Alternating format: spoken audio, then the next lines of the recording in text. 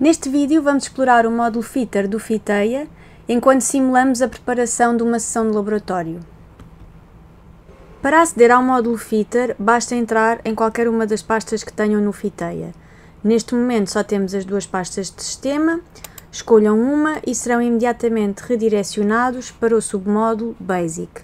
O Fitter tem ainda o Advanced, o Expert e o Master, que permitem fazer ajustes de vários conjuntos de dados em simultâneo. Qualquer um destes submódulos tem um aspecto muito semelhante. Temos esta primeira área onde é suposto colocarmos os dados experimentais. Nesta segunda área podemos controlar os aspectos relacionados com a visualização dos dados experimentais e das curvas de ajuste. E nesta terceira área temos de escrever a função que pretendemos ajustar. Por exemplo, imaginem que queriam determinar a constante elástica de uma mola.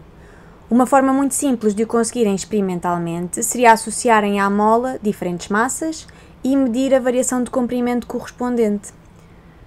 Depois, aos dados da variação de comprimento em função da massa, poderiam ajustar uma reta e o declive dessa reta vai depender da constante elástica da mola K que vocês pretendem determinar. Reparem que esta terceira área já está preparada para fazermos isso. A equação que está aqui programada já é a equação de uma reta. No entanto, é sempre boa política alterarem o nome das variáveis e dos parâmetros de ajuste de forma a poder relacioná-los mais rapidamente com os parâmetros do problema que estão a tratar. Por isso o x pode passar a ser m e o y pode passar a ser l, para representar a variação do comprimento. O parâmetro b, que é o declive da reta, não é diretamente a constante elástica que vocês pretendem determinar, por isso é muito melhor escreverem aqui g sobre k, porque assim podem determinar a constante elástica de forma direta a partir do ajuste e não precisam de estar a fazer contas com b e a propagar a incerteza de b para chegar aos valores de k.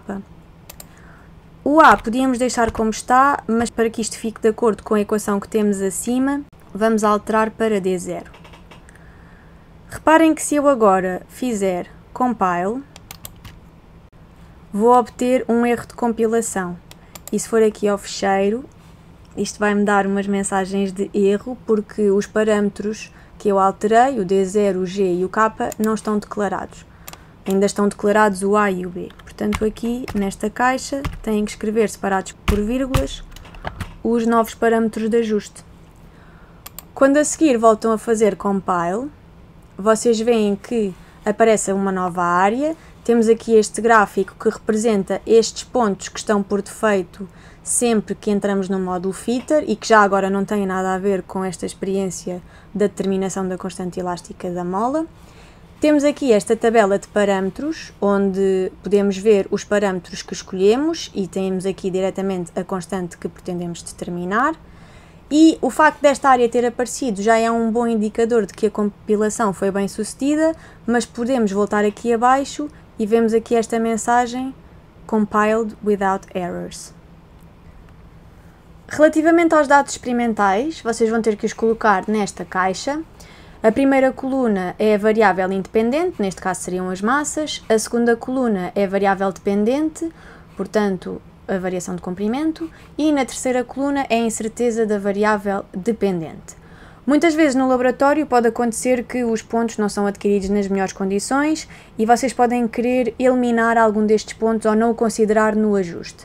Nunca é boa política por e simplesmente apagar esse ponto, e uma maneira de não considerarem um ponto no ajuste é iniciar a respectiva linha com um cardinal.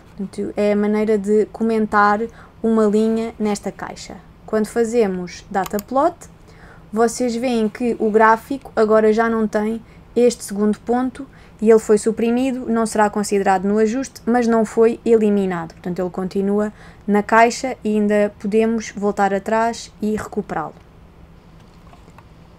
Vamos reverter. Aqui em baixo temos ainda uma pequena calculadora que nos permite fazer operações com colunas. A primeira operação que eu vou fazer é manter a coluna 1, portanto C minúsculo 1, manter a coluna 2, espaço C minúsculo 2, e não vou escrever mais nada, ou seja, esta terceira coluna vai ser eliminada. Quando eu carrego em Calculate, vocês veem que eu obtenho 4 mensagens de erro a dar conta de que estas linhas estão incompletas, portanto falta a incerteza da variável dependente. Para reverter isto que eu fiz, posso fazer 0.1, porque o que estava nesta coluna era a incerteza sempre igual a 0.1, e quando eu faço calculate, vocês veem que eu recupero a tabela que tinha no início. Podem ainda utilizar esta calculadora para fazer, por exemplo, conversões de valores de algumas destas colunas. Imaginem que os comprimentos que mediram no laboratório estão em centímetros. Podem chegar aqui à coluna 2 e multiplicá-la por 10 a menos 2. Vamos fazer a mesma coisa com a incerteza. Em vez disso, vamos multiplicar, por exemplo, por 2 é menos 2. E podem fazer operações diretamente com os valores que estão aqui na tabela. Por exemplo, vamos somar aqui 0.1. Quando eu carrego em Calculate, vocês veem que as operações foram todas corretamente efetuadas. Agora, se eu carregar em Dataplot, vão ver também que estes parâmetros já não são adequados para representar os pontos que eu aqui tenho, especialmente aqueles relacionados com o eixo dos y, que foi o mais afetado pela conversão que eu fiz de centímetros para metros. Podemos usar aqui esta opção de Autoscaling para recuperar um gráfico onde se vejam os 4 pontos e onde eles se distingam perfeitamente. No entanto, esta opção nunca gera uma representação que seja adequada para apresentar num relatório ou num logbook. Portanto, a seguir a fazer um autoscaling, deve sempre haver um refinamento dos parâmetros relacionados com os eixos para otimizar a vossa representação dos dados e das curvas de ajuste e para facilitar a leitura de uma pessoa que vá ver o gráfico e queira localizar os pontos. Podemos talvez começar por renomear os eixos. Aqui temos a massa e não esquecer as unidades. Aqui, para escrevermos ΔL, temos que fazer \8 para passar para um ambiente de letras gregas e o delta vai ser o D maiúsculo. E para voltar ao ambiente que por defeito está no Fitter, fazemos \4. E agora podemos pôr um L. Portanto, isto escreve ΔL e as unidades são metros. Aqui vamos pôr os mínimos a 0, vamos pôr aqui o máximo a 5 e aqui 0.05 e aqui vamos de 1 em 1 e de 0.005 em 0.005. Quando eu faço Dataplot, eu tenho aqui uns eixos com uma escala com números mais redondinhos e um espaçamento mais agradável. No entanto, eu posso ainda melhorar aqui outro aspecto, que é a precisão dos valores da escala. Se o meu incremento no eixo do X ou no eixo das massas é de 1 em 1, eu não preciso de 2 casas decimais de precisão, portanto aqui ponho 0 e aqui também tenho uma casa decimal a mais, posso pôr 3. Pronto, este gráfico em princípio já cumpre os requisitos mínimos. Gostava só de chamar a vossa atenção aqui para o número de tracinhos. Este número de tracinhos deve ser escolhido de forma a pelo menos não prejudicar a leitura do gráfico. Por exemplo, se eu escolher 2 tracinhos aqui no eixo dos y, eu vou estar a dividir um intervalo de 0.005 em 3. E isto é pior do que o que eu tinha há pouco, em que estava a dividir isto por 2. Torna-se mais difícil estimar as coordenadas destes pontos desta maneira.